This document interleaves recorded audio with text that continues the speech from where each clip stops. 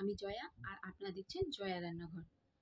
আজকে একটি মিষ্টি তৈরি করে দেখাবো, যে মিষ্টি দিয়ে খুব কম উপকরণে এবং খুব সহজে তৈরি করে যাওয়া যায়।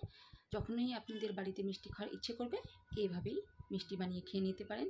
এর জন্য কোনো রকম পনিরের দরকার পড়বে না এবং খুব সহজেই তৈরি করে নেওয়া যাবে এবং খেতে খুব মজাদার হবে। রেসিপিটি যদি ভালো লাগে তাহলে লাইক, কমেন্ট এবং শেয়ার করে দিবেন এবং আমার চ্যানেলটিকে সাবস্ক্রাইব করে দিবেন। চলুন রেসিপিটি শুরু করা যাক। আজকের রেসিপিটি হলো সুজির তৈরি মিষ্টি।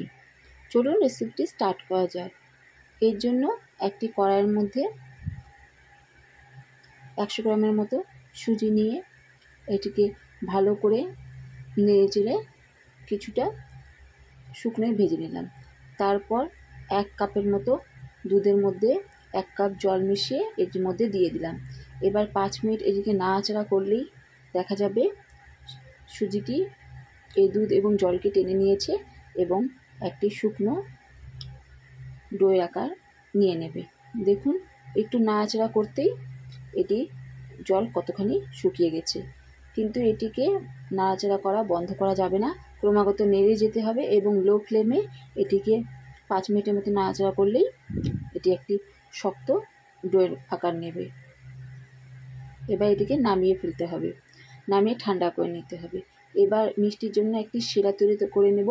এর জন্য 3 কাপ জলের মধ্যে 1.5 কাপ চিনি দিয়ে একটি শিরা তৈরি করব। শিরাটিতে কোনো 1 তার 2 তার এইভাবে শিরা তৈরি করতে হবে না, জলটি ফুটে গেলেই শিরা তৈরি হয়ে যাবে। একটু সেন্টের জন্য এর মধ্যে 2টো এলাচকে ছিঁড়ে দিয়ে দিলাম।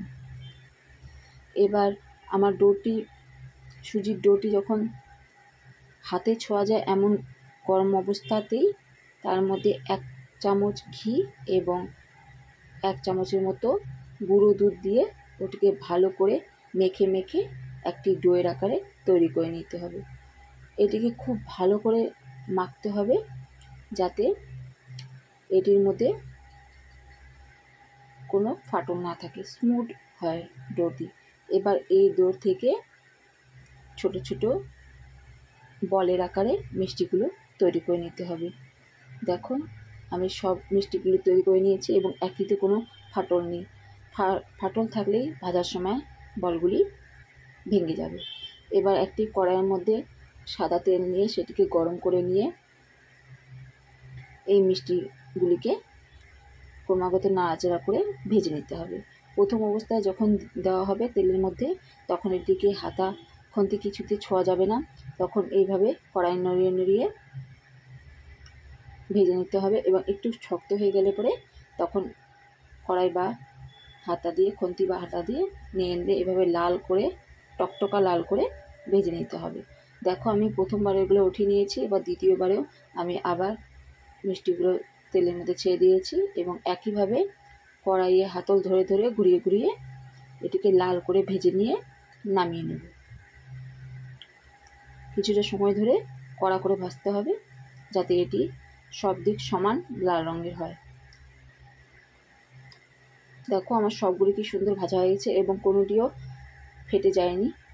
এবার শিরাটিকে সামান্য গরম করে নিয়ে এর মধ্যে মিষ্টিগুলো ছেড়ে দিতে হবে এবং 1 ঘন্টা এটিকে গ্যাসের ফ্লেম বন্ধ করে দিয়ে ঢেকে রেখে দিতে হবে। এটিকে শিরার মধ্যে দিয়ে ফুটানোর কোনো দরকার নেই। 1 ঘন্টা ঢেকে রাখলেই মিষ্টিগুলি সব শিরা টেনে নেবে। একটু নাড়িয়ে চাড়িয়ে মিষ্টিগুলোকে শিরার মধ্যে দিয়ে দিলাম। এবার ঢেকে রেখে দিলে তৈরি হয়ে গেল মিষ্টি।